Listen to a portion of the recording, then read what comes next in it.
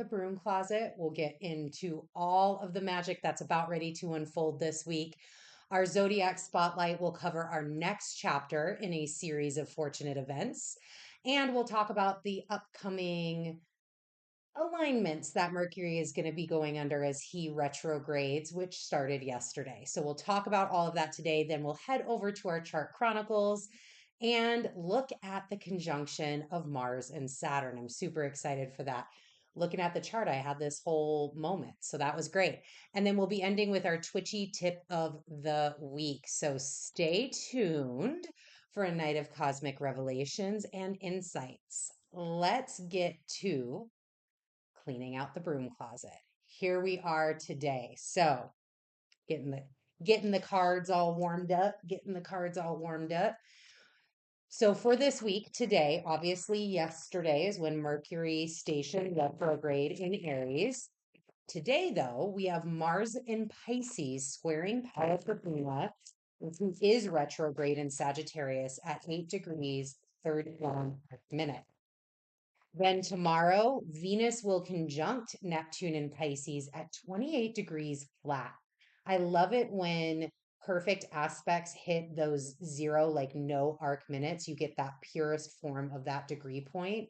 So that is going to be special. Definitely a little, I don't know. I don't know, with all this Aries energy, it has been a little more challenging to tap into some of the other energies that are out there and present because it's just like eclipse, energy, Aries, all of Mars, Saturn, all of these other things. But I think that's going to be a really lovely moment. I think that I'm getting the image of like smelling the flowers. I see kind of like, the koi ponds that have like the lily pads on it, and they've got maybe some flowers on it that grow out of the lily pads, maybe even like a lotus flower marsh. It's kind of that vibe. It's like the beauty in the deep, the beauty in the muck, the finding these spaces that can be really tranquil, like a koi pond, really peaceful.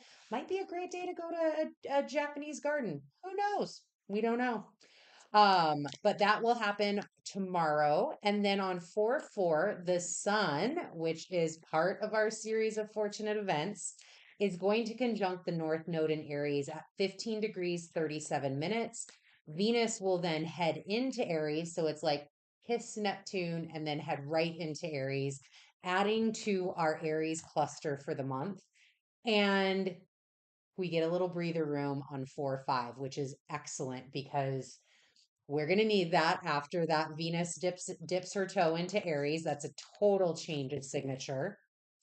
Ooh, Four of Pentacles. This is the second time when I was cleansing the deck and kind of getting into, getting ready for today. The Four of Pentacles actually came out already and along with the World. So the fact that this is now here the second time, the Four of Pentacles is going to be our guiding star throughout this reading. So Four of Pentacles, here we go. 4/6, Venus in Aries will square Vesta in Cancer at 1 degrees 48 minutes. And then she will sextile Pluto in Aquarius at 1 degrees 57 minutes. And then the sun will square Sirius in Capricorn at 17 degrees 26 minutes. So we've got square, sextile, square, some like, again, we're butting up to this 4/8 total solar eclipse. So there's some heavy energy present. Thankfully on 4/7, again, we get that breather. For those of you that might be traveling to going to see this total solar eclipse, and if you're leaving on the 7th, which is a Sunday, great day. It's got that kind of like, all right, let's get there before the show begins sort of energy. It gives us this moment of breath. Then on 4/8, we round out this Twitchy Tuesday week with the Aries total solar eclipse at 19 degrees 24 minutes.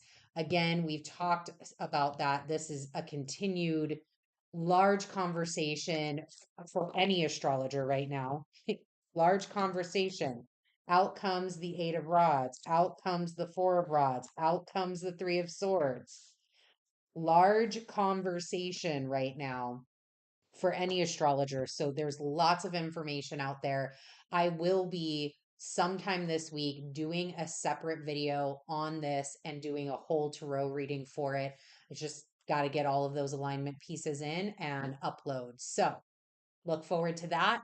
And also the sun obviously conjuncts Chiron and Aries at 19 degrees 24 minutes. That is part of the total solar eclipse. It is the signature. It is why I am calling the solar eclipse the Great Chiron Eclipse. So here is your cleaning out the broom closet. All right, let's take a look so that way you can see the cards present. Let's take a look and see what we have. First off, Aquarian Tarot. In love with this deck. I love the energy of it. I love how the cards feel. I love how they pop. So totally enjoying this deck. Again, I do have the other one that I got. We will be using at the start of Taurus season. So excited to get into that one with everybody as well. Here we go. Four of Pentacles leading off. So initially, because obviously these are the cards that came out during the cleaning out the broom closet, as we're talking about the energy this week, as we're talking about what is upcoming very soon with this great Chiron eclipse. And I truly, with this Four of Pentacles popping out twice, you have support and you have foundations. You have foundations that are available to you. You have, again, this could be a signature of you've done the work necessary to have that foundation of, it's like as the chaos happens, as the, heartbreak unfolds, and heartbreak in multiple different ways. This could be grief. This could be the loss of something, right? You had to let go of something, a great ending. As great beginnings happen, great endings occur during this week and during this eclipse. And again, eclipses aren't just one moment in time. They have lasting power. We will feel that hit initially, especially with a total solar eclipse, but that might be a story that ends up playing out over multiple years, typically. And there's a totally multiple different ways to look at this, but how I have always heard time wise for solar eclipse, you take the amount of time of totality, and that's how many years you can associate with how long that eclipse energy is going to be viable. Well, it's going to be over 4 minutes, 4 minutes and significant seconds, depending upon where you're at within the path. So, as figure over the next 4 years, this Aries eclipse is going to be playing out and its energy signature is going to be present. So, as things are coming in, as things are ending, this is that balance point, and it is all anchored in with this Four of Pentacles. You have now the Four of Rods. These are all signatures of firm foundations.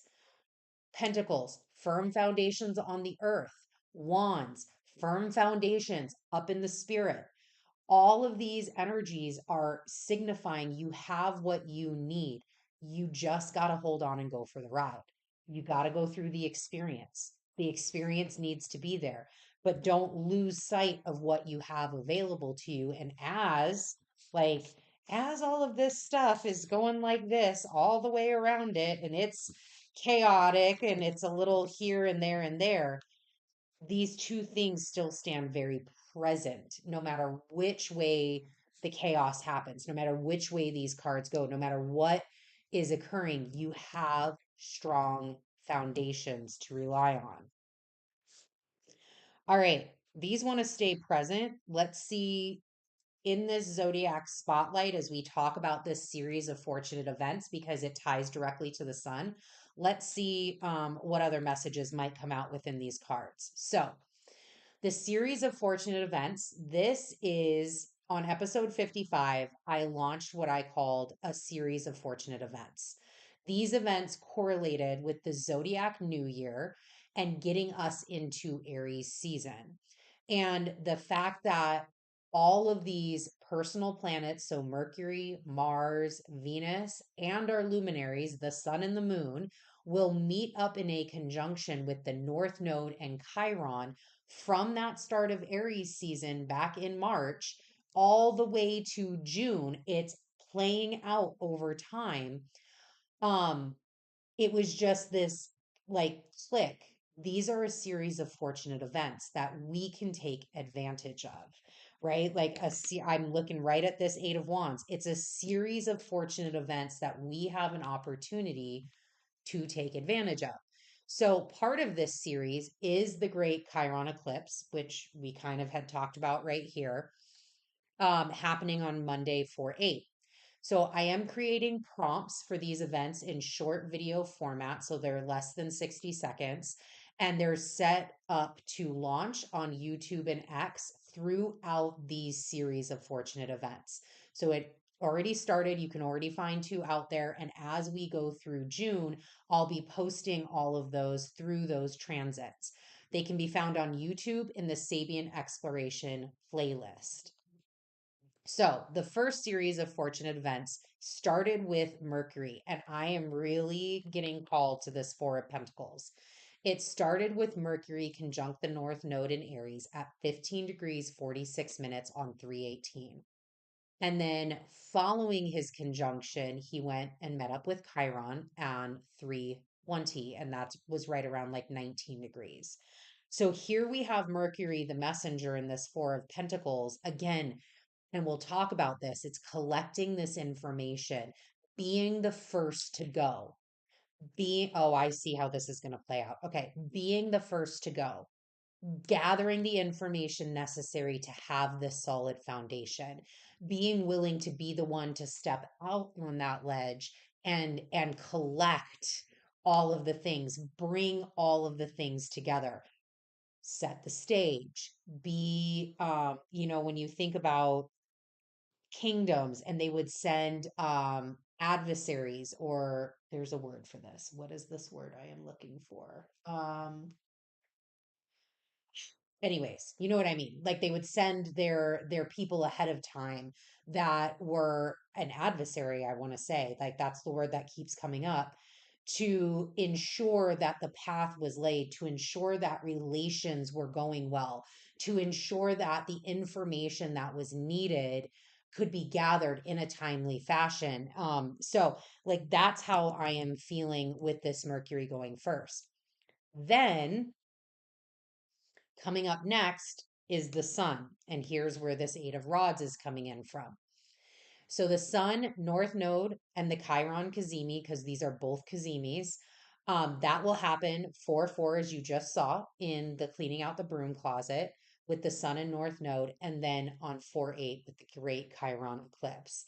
So here now is this Cazimi, this refresh of energy, this directed, very heavy, very swift, very targeted pieces of information that the sun is illuminating, that the sun is now bringing in, that you're going to be like, even Chiron in the North Node being able to cleanse and purify and refresh themselves, like this takes this target at a whole new aim. Right now, we're not only just aiming one arrow, we're aiming 8 arrows. And those arrows are now, we know they're going to hit the target because we can see the target now. And you're ready for them. You're ready for these arrows. You're ready for them to come in and be able to find their target, be able to move forward, do those sorts of things. So then, after this series of fortunate events, which is the primary one that we're talking about today, but now that we've got these other cards out here, we know where we're going. The next one is going to be an additional meetup with Mercury and Chiron at 19 degrees 49 minutes of Aries. That will happen on 4/15. So I'm going to kind of toggle back over here a little bit and even into here, because on 4/17 and 4/21, which Mercury is still very present in this conversation, is when Venus meets up with the North Node and Chiron. And here is where this Four of Wands comes in from. This budding harmony, Venus looking to come in and harmonize where all of these rods that came in, all of these pentacles and the foundation that Mercury put down. Venus is coming in now as like the second adversary and going, all right, let me Let me put some love on this. Let me put some beauty on this. Let me put a feminine touch on this. And let's really work to harmonize what has just occurred. Because obviously shit got real, right? We've got these 8 wands firing at all cylinders quickly as they possibly can, headed to their target. Now, I guess that truly depends upon your target. Was it a target that you were excited about, wanted, doing the things with? I don't know. But Venus can come in and harmonize what has occurred back here, be able to show you the perspectives of back of what occurred before in a very beautiful and loving way, and in a way that allows you to move forward, because guess what? We have a 3 of Swords coming up, and we know this. So let's get in that state of harmony, in that state of compassion, in that state of understanding, in the state of not having that target with Venus here, our self worth mechanisms, and kind of working back into things that maybe we don't need to work back into anymore, patterns that we have left behind.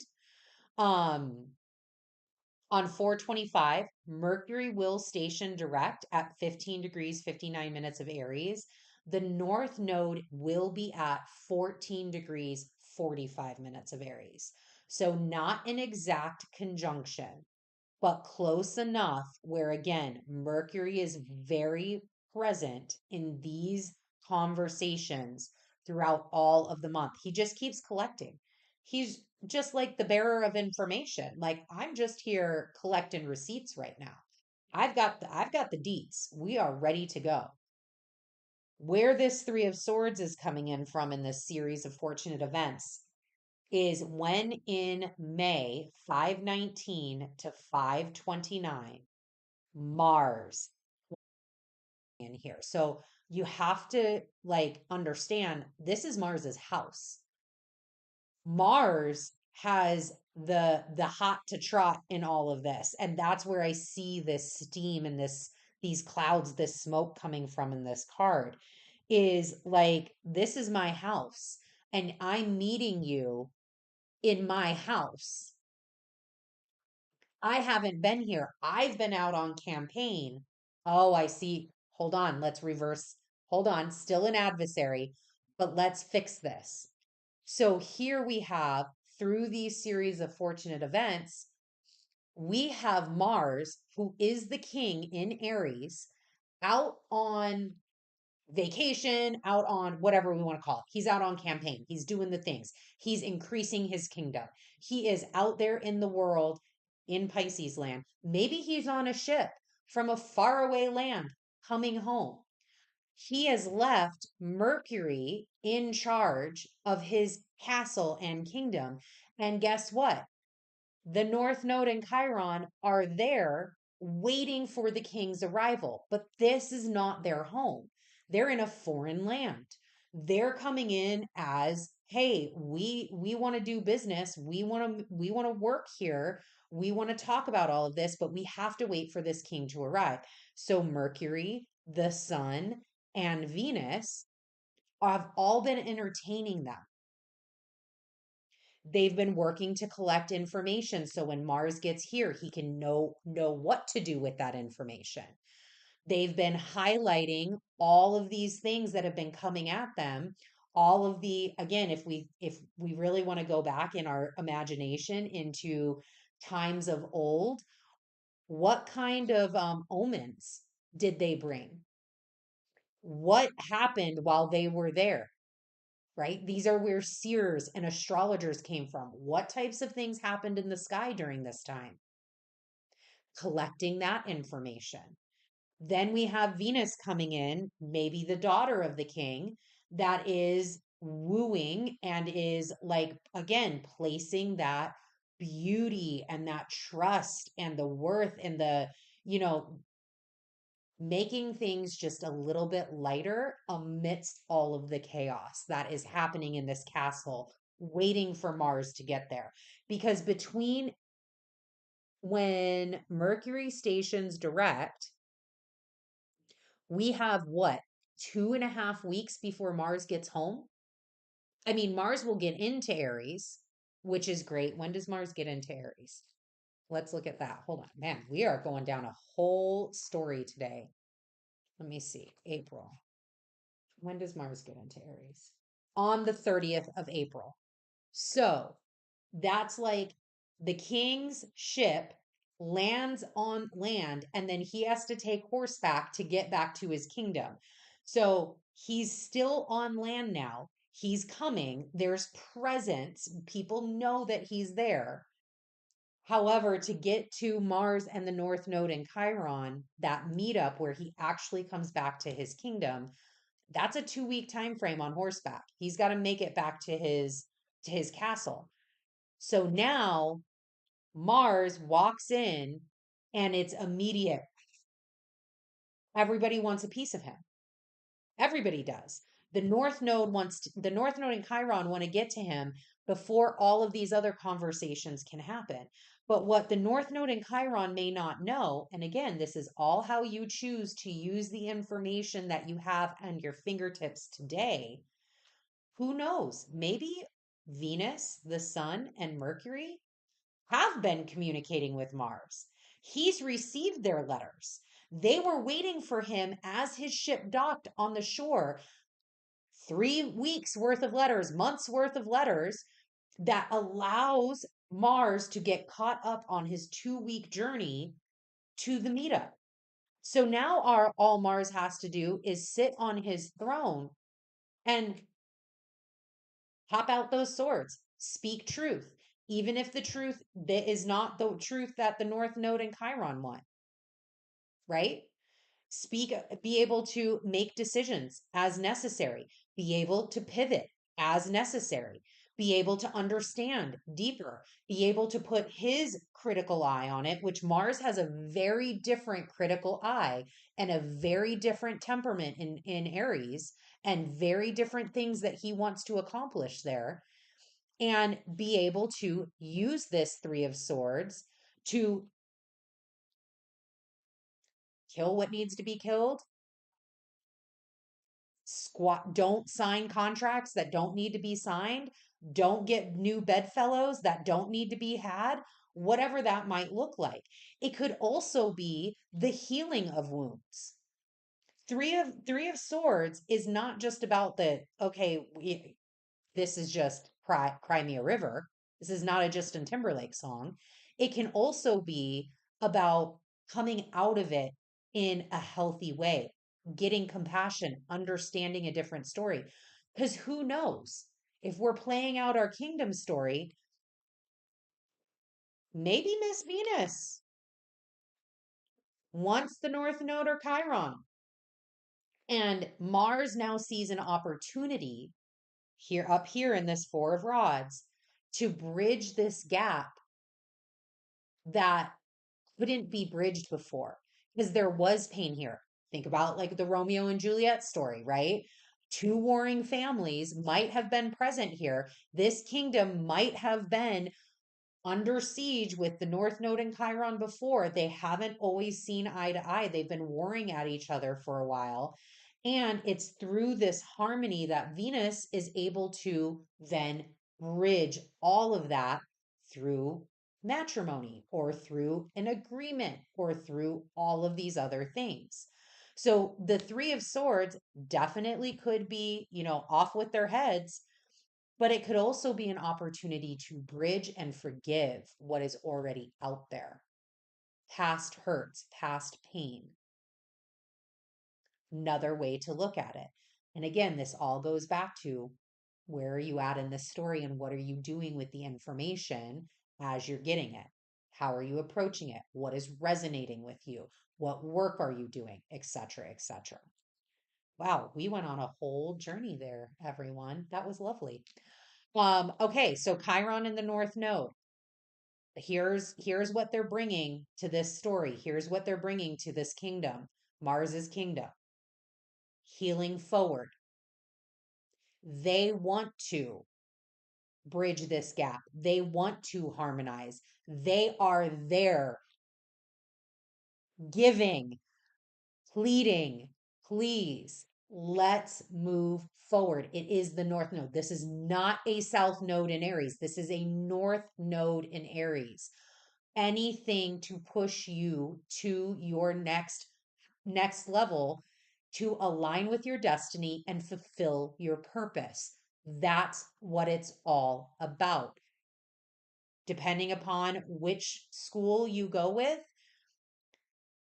if you believe this, you signed up for all of the North Node lessons. The things that are empty, you don't have enough knowledge in. You signed up for that. So they are at Mars's kingdom going, "Hey, we want to get over this. We want to push through this. We want to move forward. We want to heal forward. Healing towards and for your highest purpose. The healing that gets you to the next step." Again, I'm saying the same thing. Healing your soul, wanted to ensure was incorporated in this lifetime. That's all what is up for grabs. That's all what they are offering by coming to Mars's house and giving this information and being willing to stay there while we're getting to this point, while we're waiting for Mars to arrive, willing to sit there and have all of these meetups and conversations so that way this healing can happen. How do you understand, think, and speak about these sorts of things? What, in hearing all of this and seeing the cards out, how is that being interpreted? In hearing how the Chiron and the North Node want to work to bring this healing forward, how do you think about that? How do you speak about it? How do you understand it? What does that look like for you?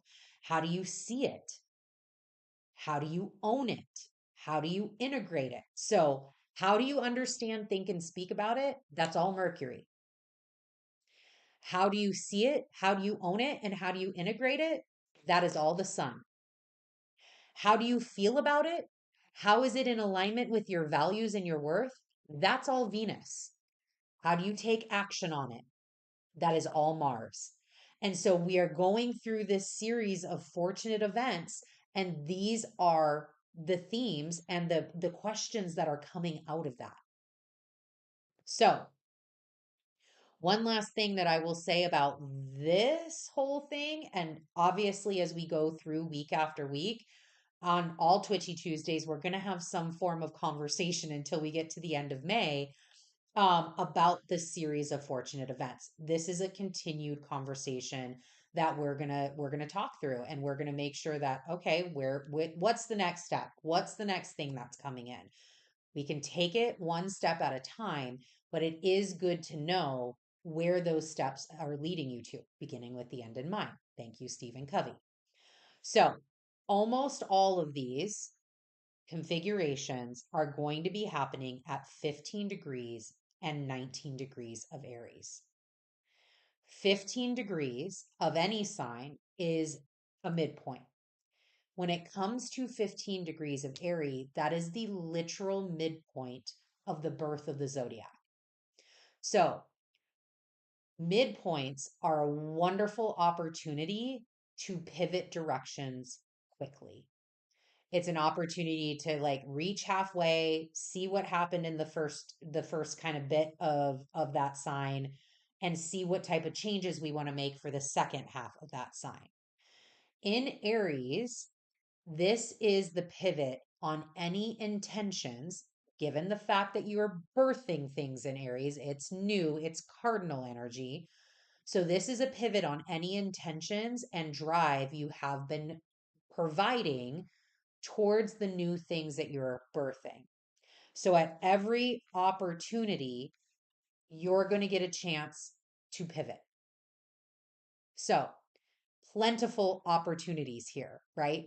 Plentiful opportunities to take a moment to pause and ensure the direction that you are headed is the one that serves you at this time. Maybe Mercury in his first initial meetup with Chiron and trying to be the adversary. Maybe this is his first time being an adversary. He made a couple blunders and somebody gave him some feedback. And so now he's adjusting and he's going to try again. He can pivot. He can pivot into a different area. Maybe, the sun illuminates some things and we find out that the targets that were over here, oh shit, those targets aren't where they're supposed to be. Somebody move them. Pivot. Let's move those targets so that way all of these wands hit where they're supposed to hit. Um, Maybe with Venus, look, she's got two suitors here. Maybe the first suitor, that the one that she is most attracted to, she realizes is not the one that actually fits her values and her worth. So she pivots. And then with Mars, again, maybe when he initially got to land on the 30th, he's like, fuck that. I'm pissed. But over his 2 week journey and being able to pause and ensure the direction he's going is the best for everybody, he pivots and instead forms compassion and takes a different path. Opportunities, all opportunities are there.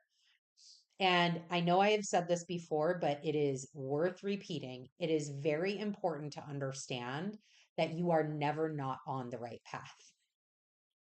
All paths lead to Zion, all paths lead to the end. So there are paths that might detour us, and put you kind of in like a Jeremy Bearimy sort of, loop, the little eye, the circle in the eye, when you really should be in the Jeremy Bearimy line. So there are paths that take you there, but again, that doesn't mean that it's not the right path. There is always opportunity to change. And that's what each of these moments are, is an opportunity to reassess and pivot if needed. Sometimes it's not needed, and that's great too. So that is our series of fortunate events. Hold on, they just want these up here. Look, it's that important. All of these cards just need to stay. Okay, we're going to keep them there. All right, so let's have a little upcoming Mercury in retrograde, or upcoming Mercury. Wow. Mercury is retrograde, obviously. Let's have a little Mercury retrograde in Aries fun. So, yesterday, Mercury did station the moon and the hanged man out. Oh no, they want it reversed. Look at that. We get a reversed hanged man. That's beautiful. I know exactly why that's there. Talk about it in a second. Oh, we got more. Okay. 7 of Cups, 3 of Cups. I'm feeling like there is another missing. Yep, thank you. And the Magician. No, it was the World that came up. Okay, let me put these over here. Let me see if I can get it out of this light. I need to get like front facing lights or something. We'll have to work on that. Okay. So, Mercury retrograde. Look at all the cards that came out. We have the moon, we have a reversed hanged man, 7 of Cups, 3 of Cups, and the Magician. Let's dig in. So, Mercury station retrograde yesterday, 27 degrees, 13 minutes of Aries. And like always, Mercury retrograde, immediate. Immediate technology wasn't working, immediate glitches and everything, immediate this, immediate that. Things like Word docs just going blank, no data inside of them. It's a whole thing. We all know this is why we talk about it, because at this point then you just don't have to hold any sort of feelings around it. You can just laugh. Yep, it's Mercury retrograde. Here we go. So, moon here, Mercury retrograde already doing its thing. On the 11th of April, he will have his Cazimi, which will be the halfway point in his retrograde. And that will happen on the 11th, like I said, at 22 degrees, 32 minutes of Aries. Then on 4/15, he will meet up with Chiron again. Then on 4/25, he will station direct 15 degrees, 59 minutes of Aries. And this is why they still wanted this energy present at the bottom, because it's all tied together. This Mercury retrograde is not a solo event, it's a party. It's a party of epic proportions. It's a party that ain't you don't have any say in, right? Like Everybody is at this party. We've got the Three of Cups. We've got the Seven of Cups. We've got the Four of Pentacles. We got this Eight of. Everybody's at the party. Everybody has a different vibe at the party, but everybody is at Mercury retrograde in Aries party right now. So during his retrograde, he will be playing a pivotal observer role in both moons. That is why the hangman came out reversed and it came out right after the moon. These moons are impactful. Period. April is impactful. The total solar eclipse, talked about it. This Scorpio full moon after the total solar eclipse, can't even get there yet because we've got to get through this one first, also will have impact. And Mercury, this hanged man reversed, is the observer in both of these lunations. He is the one that in this cacophony of a party, in this, he's the one that is watching it all, collecting receipts, taking pictures, making sure he writes down everything, making sure he's staying sober so that way he can be the one to interpolate all the information because there is a lot that is going to be showing up. There might be people in this party, one of these cards that has no idea what happens the next day and needs to go back and retrace their steps. Mercury's going to be the person to do that. And he's in power being the observer. Yes, I get it. Mercury in Aries wants to move, but he is retrograde in power. He is empowered to observe during these lunations. The moon is asking for Mercury to be the observer. It's why he had to go first. The king trusts Mercury to give him all of the information. And he is taking his job goddamn seriously. It's going to be our job if we pay attention and we collect the information as well. Because look at look at how many cups are showing up. We've got 7, 8, that's 10 full cups that this magician just gets to magically do things with in a celebratory manner. In a manner that look at this sunflower showcased out in this Three of Cups, this blooming right here. You even have it in one of these cups, this blooming of whatever is being birthed, allowing that sunflower to just open up, bring in the warmth, bring in the bees, bring in the honey, bring in all of the seasonings that you want, all of the riches that you're looking at getting. Mercury's the ticket. Mercury's the ticket here. So I had talked about this prior. And in this story, again, we kind of align Mercury with, yep, he's the adversary. He's the one that's kind of holding house. He had to make a party while while the king was out, had to make, maybe it is his father, had to make a party while the king was out. And maybe the party's a test. Whoa, that might trigger something. Maybe the party's a test to see who can take these 7 cups and do something with them. A test to see, is somebody just in it for the party, in it for the wealth, in it for the community, in it for this, or is there something deeper going on? A test to see, is this person able to actually do what they say they're going to do? Alchemize what they say they're going to alchemize, hit the targets that they say they're going to hit. How, when the sun illuminates these targets, how do people act? When Venus is, buttering up everything, what does that do to people? What does it do to their emotions?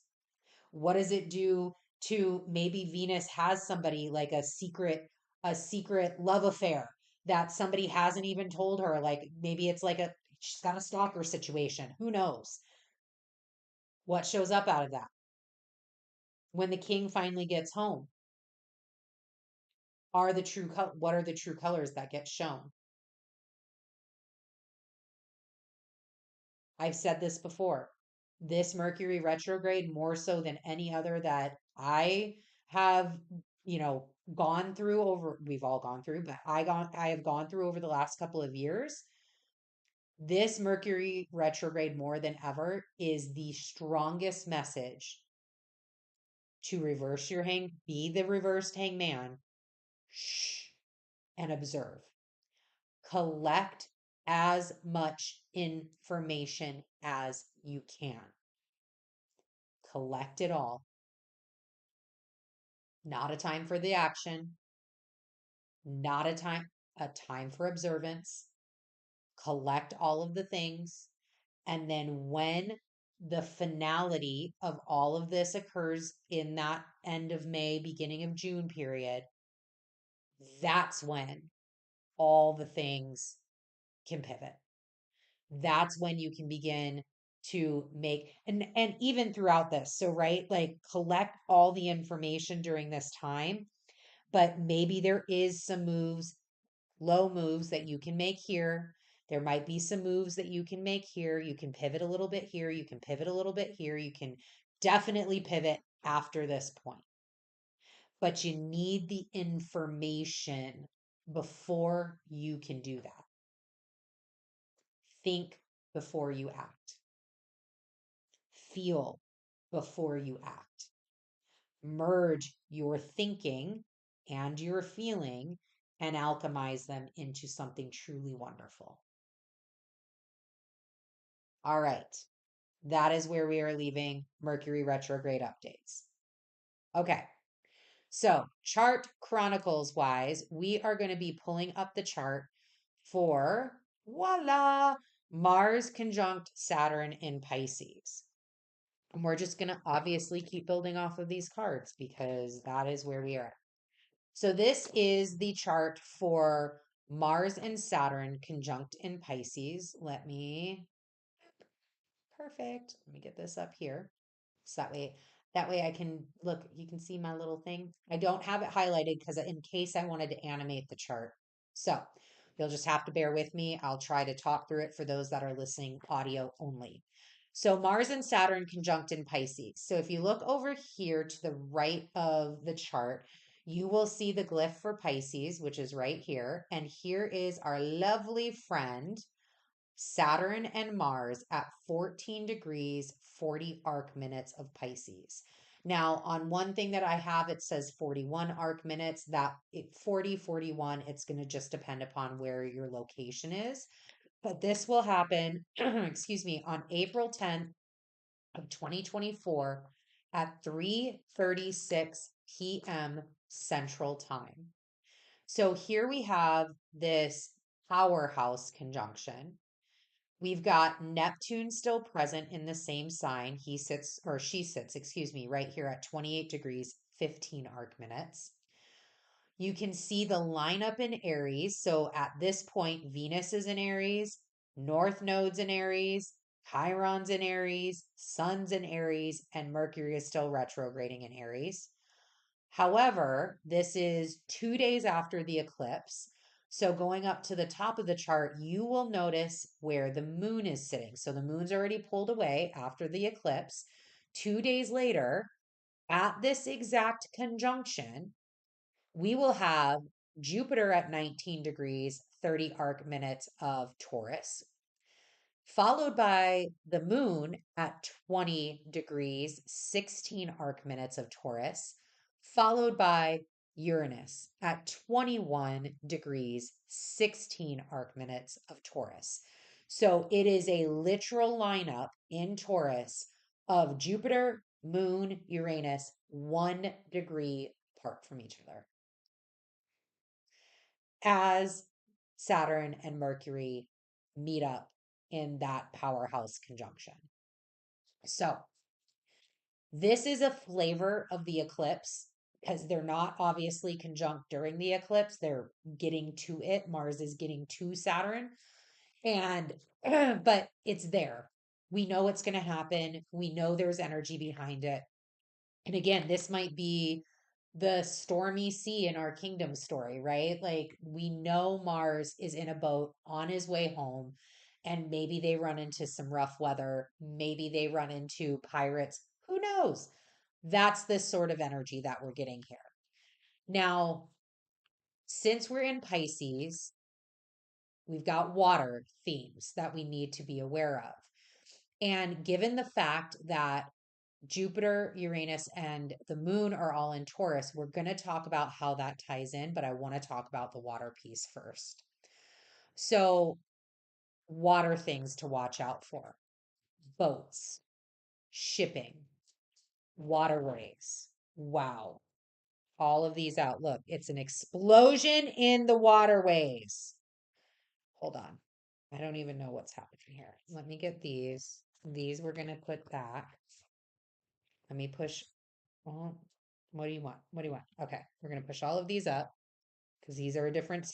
This is a story within the story, but this is the story we want to talk through. So out popped first the Strength. So we'll put that there. Then the Six of Pentacles, then the Hierophant, as we're sitting here talking about Mars and Saturn and Pisces. So where was that?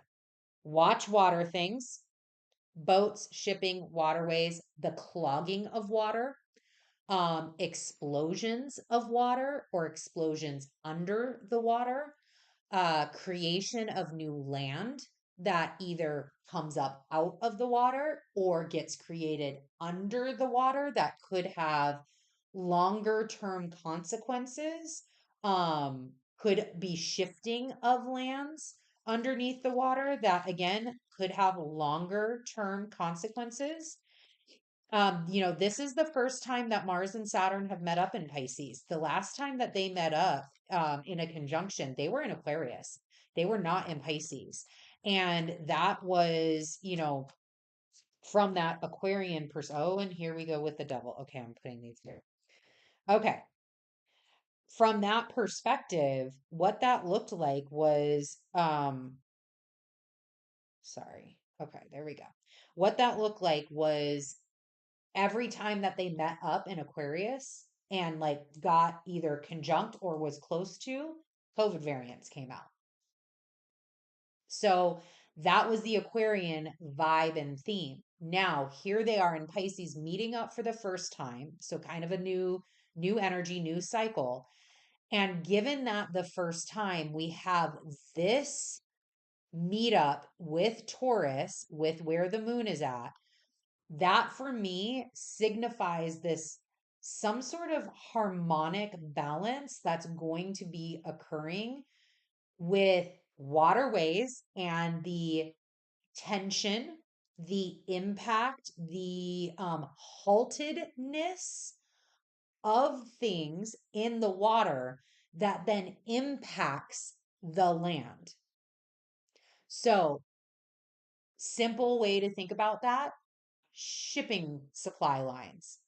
Something happens in the water that might disrupt those shipping lines that then we can't get needs on land, which is what Mercury, which is what Uranus and Jupiter have literally been doing with each other since Uranus has been in Taurus and since Jupiter got into Taurus.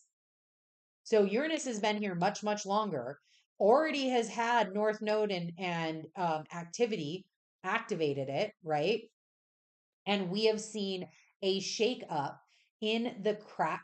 Well, not a shake up. Let's put it that. Let's rephrase that statement.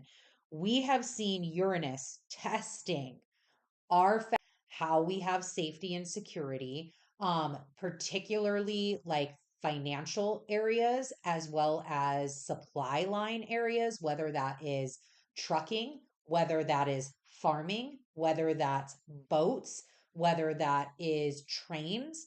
Those things have all been impacted since Uranus has been in Taurus.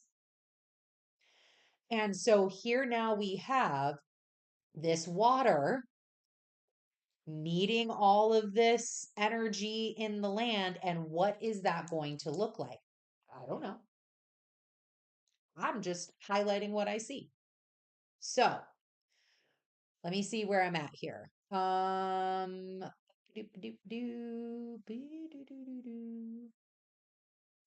nope, we're good. So let's talk about these cards. All right. Strength, Six of Pentacles, Hierophant, and the Devil. Look, halted is a venerable keyword here. This is Mars and Saturn conjunction keyword, halted. So when it comes to this kind of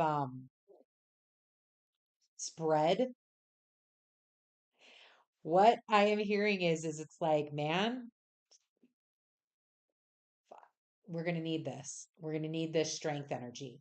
Mars packs a punch. Look, Saturn fucking packs a punch, right? Saturn's like Rocky Balboa, and I mean, he's going to win. He is not going to go down without a fight. That's the energy that I'm getting with this strength card and with this conjunction. I don't think this Mars and Saturn ain't going to go down without a fight. They're both not comfortable in Pisces. They are both not comfortable here. However, I think that it's like Mars might want to get a little fishy. Mars might have this kind of like, again, we've got the devil here. Mars might have this, again, if we go back to this whole story and why these cards are still here, if this is Mars heading back to his kingdom, Mars just wants to go home. Like, yo, I have been out on this ocean. I have been out on this journey for an entire year at this point, trying to do my best to grow my kingdom, trying to do my best to be the warrior, trying to do my best to grow. And with all of the retrograde and for like all of that stuff he went through over this last year, Mars has been on a legitimate growth journey, coming into that exalted warrior. And that shit's hard. And now all he wants to do is go home. He sees it. Look at how close he is. He sees the promised land. He sees the promised land. And Saturn is standing in front of it. So, like, that can be frustrating, right? You're almost there. Contract signed. Six of Pentacles. It's balanced. It's in the bag. But it just doesn't close. It's just not, it's just not finalized yet. And so Mars has to meet up with this Saturn that's going to challenge, he is going to have to, like, let's say Saturn is a pirate ship. Let's say that delays him an extra 2 weeks from getting home because he either had to circumnavigate, he had to take care of the problem, he had to, go to war, strength here. Maybe he had to have some diplomacy. Maybe he was bringing back wealth and some of it had to go to Saturn so that way he could get passage and get safe passage home. So it didn't. Again, here's the diplomacy. The Hierophant had to bring in some of that diplomacy. The devil, maybe he had to get a little cheeky with Saturn and be like, no, I'm Trojan horsing you bitches. I'm going to be nice to your face, but nope, we're blowing up the boats. Like, that's just what it is. I'm going the fuck home. You're not going to stop me, Saturn. I get you're stuck here. I'm not. Deuces. I need to keep slogging. I need to make it home. There is people that are counting on me to make it home. That that is what I am moving towards. Look at how they had me put all of these cards up, right? Because I was like, okay, where do I put these? Okay, do we put them on top? No, they had me put all of this energy up because this is what Mars is working towards. All of it. He's working towards all of this. He's got things that he's responsible for up here. He knows shit's going on. He knows shit's going on at home. He's been gone too long. He needs to go and look at his kingdom. He wants to go and kiss his wife. Like, look, We got things. I want to go home. So he's got energies that he can play with when he gets to Saturn. Again, he can play the warrior, the elated warrior, the highly energetic warrior. He can play the Six of Pentacles. He can play, hey, I'm just going to pay for my passage. Cool, I get it. I don't want no conflict. He can be the Hierophant. We've got options. You've got options on that day. You've got options at this transit. I love that this moon is right here. Get into that moon, ground yourself down as your options come into play. Ground yourself down, not let them get exploded by Jupiter, not let them get, don't let your resolve get shaken up by Uranus. Be grounded, see all, decide which step you're going to take. Again, even Mercury is still here. We still got things. Shh. Just collect the information. Collect the information. It might prove invaluable to you later on. All right. Well, we are done with that. This was a great story all the way through. I love when it just like the theme just keeps going. It really shows how all of these transits build on each other. All of them build on each other. All right. So before we get to the twitchy tip of the week, if you are enjoying this journey and the story we just went on today, consider giving us a cosmic blessing by hitting that heart or thumbs up button, subscribe or follow to our channel, and explore our other content. If you are looking to deepen your journey in astrology, I have 2 active courses right now. Y'all, I did it by the end of March. EVE Astrology is 100% complete, up and running. All courses, all chapters within that course are ready to go, ready and waiting. So that is a 5 chapter learning session into the planets, signs, and houses, and how astrology can support IFA's message. It's self-paced learning with a private live lesson of up to 3 individuals in each lesson to help synthesize that knowledge. So that would be hosted by me. Again, you may have 2 or 3 other learners in there with you. It could be a one-on-one. That might be possible as well. And it's just space for you to ask your questions about the content that you learned and pull up some examples. We can go through and like look at chart readings, etc. So super excited about that. And Astrovision got that done too. So Astrovision Q2 is fully up. That is a free year-long focus on the astrology of 2024. Q1 is already live and active. Q2 just got uploaded. The tarot reading, the overviews, the downloads, all of it is on there now live. And again, it's free to sign up. So why not? Why not go in there and get all of the additional information and a tarot reading it while you're at it? You can find all those cosmic details at habitualsages.com or follow the links in the description box or on my profile. So let's journey into the twitchy tip of the week. So this week in particular, obviously, being the observer is the thing. I might just have to make a post-it note for myself. Yeah, is not always my strongest suit. So I think I'm gonna have to do some post-it notes. But it is very clear collecting information is key. And sometimes collecting information can cause you to try new things. So, how this is showing up in my personal journey is I am actually not streaming live to X right now. Now, for couple months now, we've been streaming live to X, YouTube, and Twitch all simultaneously every Tuesday at 5:30 p.m. Central. However, for the month of April, I'm collecting information. I'm taking a step back. I'm seeing how this is going to work. I'm observing. And I'm not going to stream live to X for the month of April. Instead, I'm going to do some A/B testing. I'm going to upload these recordings to X as an actual video versus a live stream. And I want to see what happens. How does the algorithm change from when I do it live to when I do the video? What type of responses do I get? Does that change? What are the analytics? So, this is another way to collect information and how the themes that we've been talking about over the last couple of episodes can show up.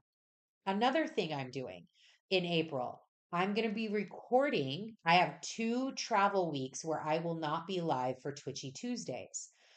So instead, typically I'll always take that live event and I'll do it earlier, like on a Sunday or on a Saturday. I'm not doing that for April. Instead, I want to test and learn, collect information, and see if I pre record them and post them as a video, what happens?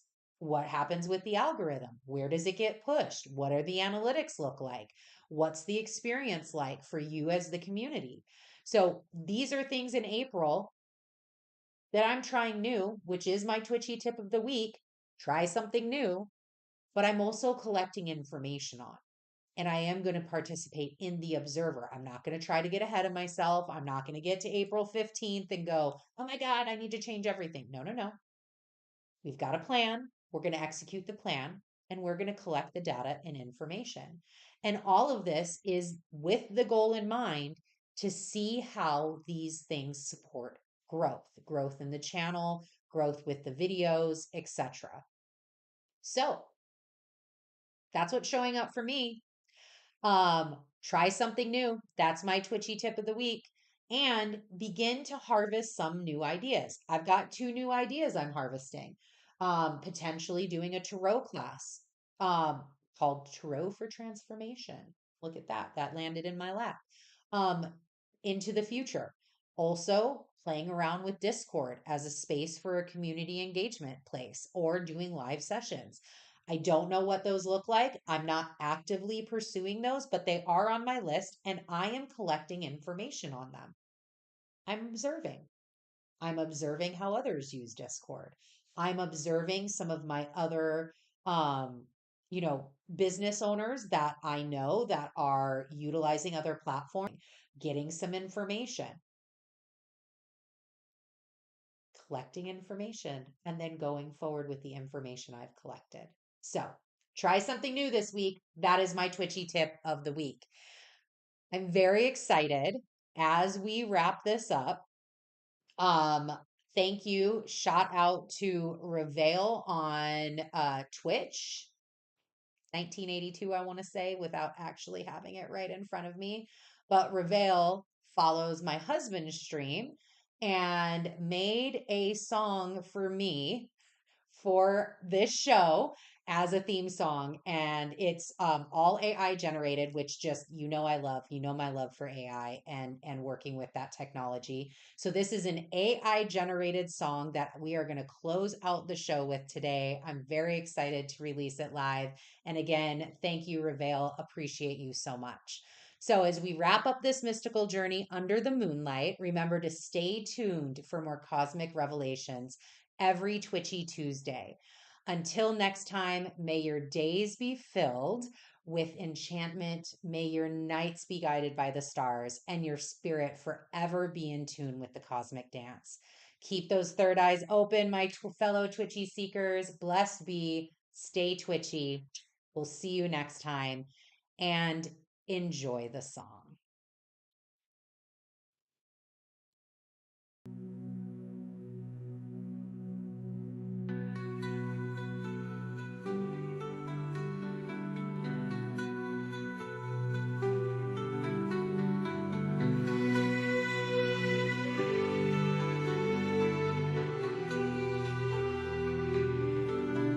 In the cosmic dance, where stars align, Milani guides us.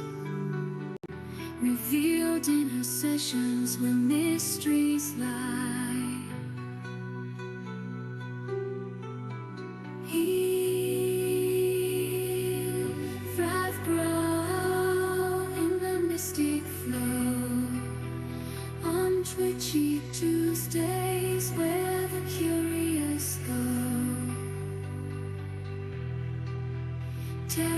cards spread futures foretold. In Maloney's realm, watch the magic unfold.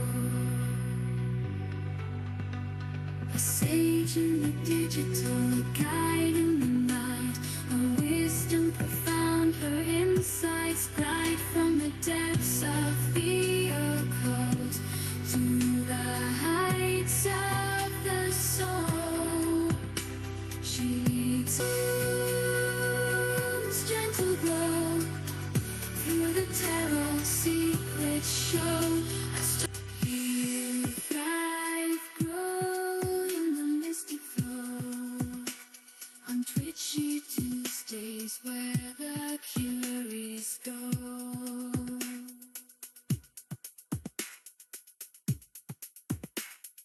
Tarot cards spread futures foretold. In Maloney's realm, watch the magic unfold.